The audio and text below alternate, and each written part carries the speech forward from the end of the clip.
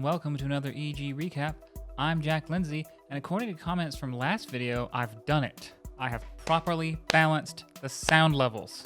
All it took was, I had to set the music track to negative 30 decibels. And that's what it took, apparently.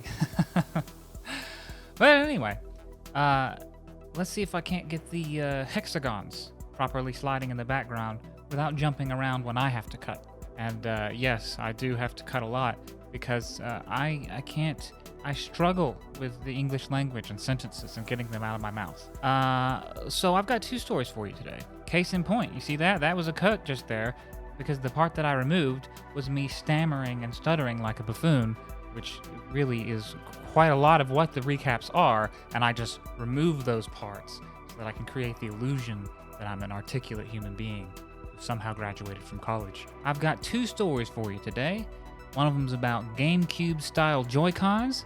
The other one's about some footage from Terminator Resistance. Both of them are from Mr. Jonathan Irwin. So let's hop right in here. If you know me, says Mr. Irwin, you know I have love for both the GameCube controller and the Nintendo Switch Joy-Cons. Both of them made it onto my personal picks for top 5 console controllers. That's a hyperlink to another article of his that's, well, it's exactly what it sounds like. Several months back, they're just two of my favorite controllers for different reasons in all my years of gaming. So when I saw the company Sades has released a GameCube-inspired take on Joy-Cons, I got a little excited in the nerdiest reaches of my brain. And let's see, this is the link to the product itself. Off the bat, it's important to note that these are not officially licensed by Nintendo, but it looks like they really nailed it in creating a Switch-friendly take on the popular classic controller. The most obvious changes are on the right Joy-Con, which has thrown the standard format out the window to give us the old layout of the big green A button being surrounded by smaller versions of B, Y, and X. The right control stick has also been modified to look like the classic C stick, a very faithful touch. The left Joy-Con's changes are a bit more subtle, replacing directional buttons with traditional D-pad and edging the left control stick for a better grip.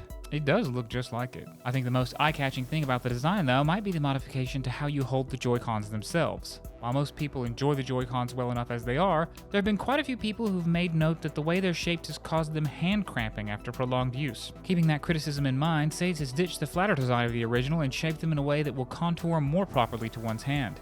They've also made sure that despite the design change, it's still compatible with the Joy-Con grip. Seems like they've thought of everything. However, given that these are newly released, I'm going to keep an eye on them for a bit before I jump in and get a pair myself, as I'm always cautious about the lure of third-party controllers that look too good to be true. But I have to say the idea itself is awesome, and I'm glad to see it attempted. What do you think? Best of both worlds, or attempt to lure buyers in with nostalgia? Now, I'm not a Switch owner, and I don't really want to shoot EG in the foot with an affiliate link, but how much are normal Joy-Cons? Are they $60? The ones at the bottom are like 30 to 40. Okay, I guess it is a nostalgia markup. But if you're into that sort of thing, you've got disposable income. I myself do not. Moving along to the next story, titled, Check Out the Footage of Terminator Resistance. Oh, we will. Or wait, will we? Is that against the rules? Am I allowed to play trailers from games? I bet even if it is against the rules, they only enforce it if you're critical of the trailer. Let's find out. Let's roll the die. I know we're all incredibly optimistic for Terminator Resistance, right? There's no way a movie tied to a franchise that has been plummeting downhill for nearly 2 decades now could backfire, right? Jokes aside, when Terminator Resistance was first announced, I had a small glimmer of hope that maybe we had something good to look forward to. Maybe nothing groundbreaking, but a good way to kill time. After watching 27 minutes of it in action, though, that little optimism has made like Elvis and left the building. Wait, 27 minutes? Oh no, I don't know if... We'll skim. From the same studio that brought us Rambo the video game, I suppose I should have known better than to allow even a shred of excitement into my system.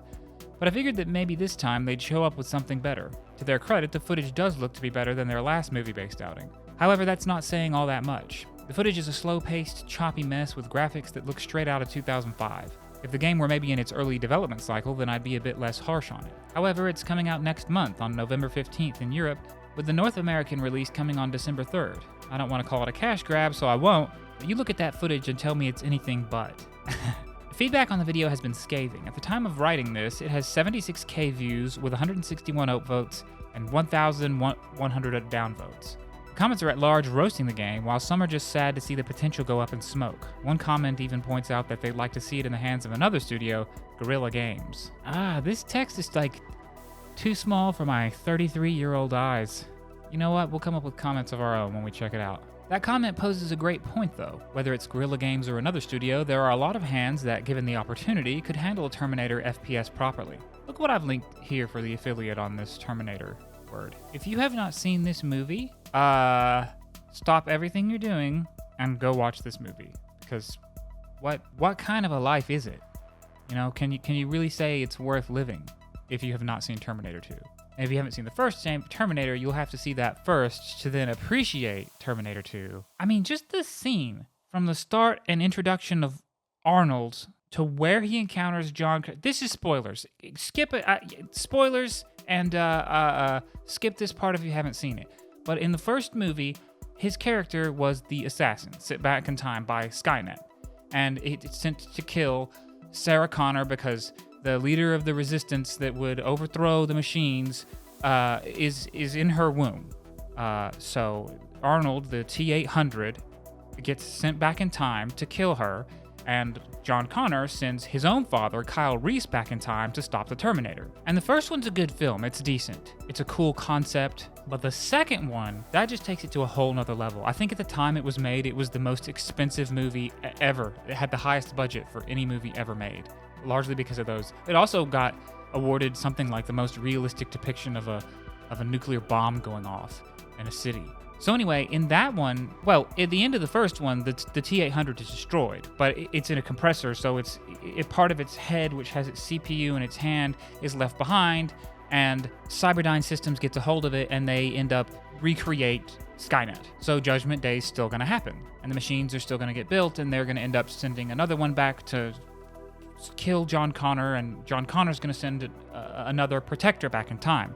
And that, you know, this is what's so amazing about the way it's shot. They don't tell you. You don't know in the scene. Arnold comes in that time travel thing just like he did in the first movie. And then this other guy who's like way smaller than him, I can't remember the actor's name, comes in. And of course, as an audience, you automatically assume this is a parallel like the first one. He's the T-800. You can see from his perspective as he's going into the bar, and you've got the red camera view, and he's scanning people, and someone blows smoke in his face, and it's detecting the molecular breakdown of the smoke and saying there's carcinogens in it. And he's brutal. He tears the place up and steals a bike and a shotgun and sunglasses, and he starts pursuing John Connor very methodically and robotically through the film. And there would be no reason for the audience to suspect anything except that it was another machine had been sent back to kill John Connor. And they were right, but it was James Cameron was subverting their expectations, but like for real, like not the Game of Thrones style. Because the other guy starts looking for John Connor too, and he's actually a little more sophisticated. You would think that he was human because when he's at the door and he's asking, you know, are you John's parents and where's he? And he smiles and he has more natural interactions. But anyway, both of them run into John at the arcade is when they both find him.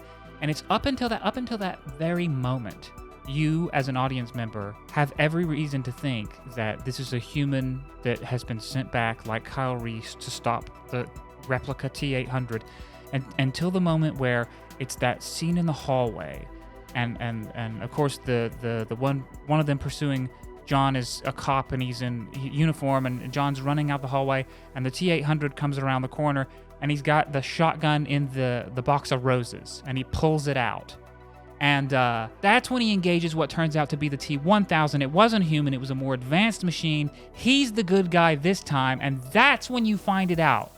And wouldn't it just be badass to be able to go back in time and sit in a movie theater and see people realize that for the first time? Like, oh my God, he's the good guy this time. You know, the marketing team like spoiled that for a lot of people because one of their taglines while the movie was in previews was, "This time he's back for good." And it's just like, screw you. How much work went into crafting this brilliant build-up? Anyway, way off topic here. The first two films, brilliant. Go see them. Go watch this movie. Even if you've seen it already, go watch this movie again and remember how good movies used to be. What was I supposed to be doing?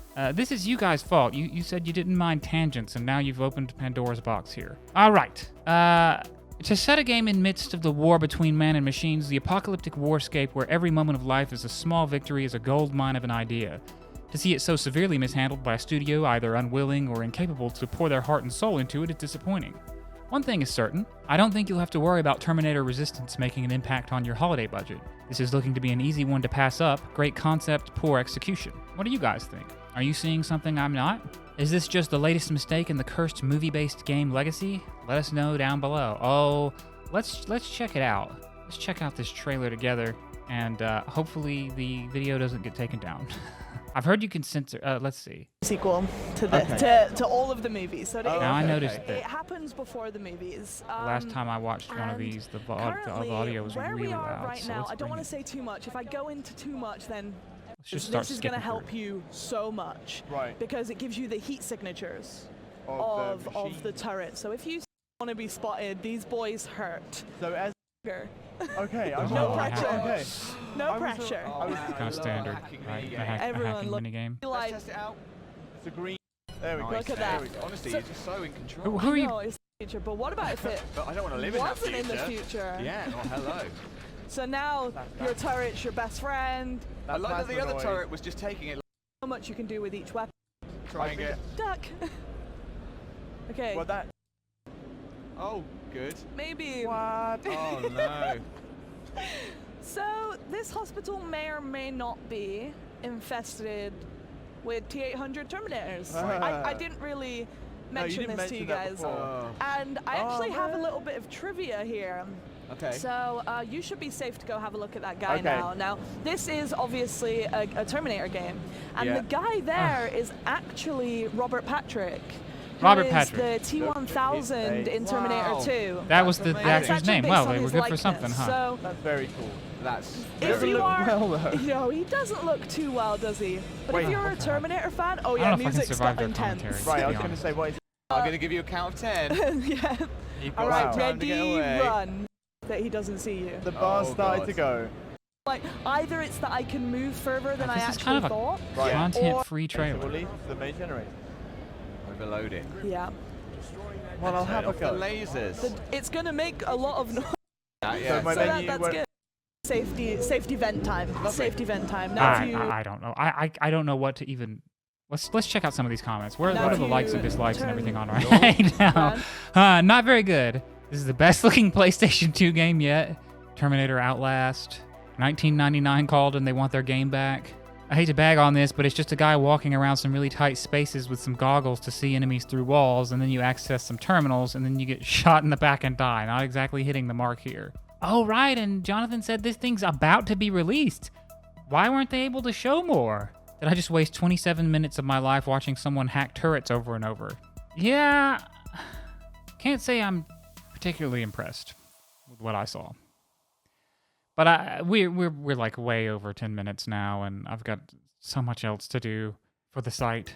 So I think I'm gonna go ahead and stop this one here. Let me show you a couple of other what else we got for you over here on the site.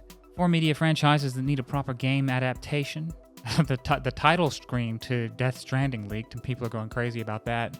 Modern Warfare on PS gets their gameplay modes exclusive to consoles on Modern Warfare. Some new games coming out. 50% off on Kingdom Come Deliverance. I'm about to put a bunch of more stuff up anyway. So yeah, we'll cut it there. It is my hope that the hexagons have been appropriately sliding smoothly without any jarring jump cuts behind me this whole time, hopefully. One of you said something to the effect of, you'll get better at not needing cuts as you go along. I assure you I will not. It's like my brain begins a thought and starts drawing a line on how to express that thought. And then see right there. It just did it right there. It branches out into all these potential ideas, and I just freeze. So that's it's as if expression for me is always at least in some part of struggle. I envy the people who can. It just flows, and it looks so comfortable for them speaking. Anyway, likes, comments, shares, subscribes, and I'll be coming to you tomorrow with more news.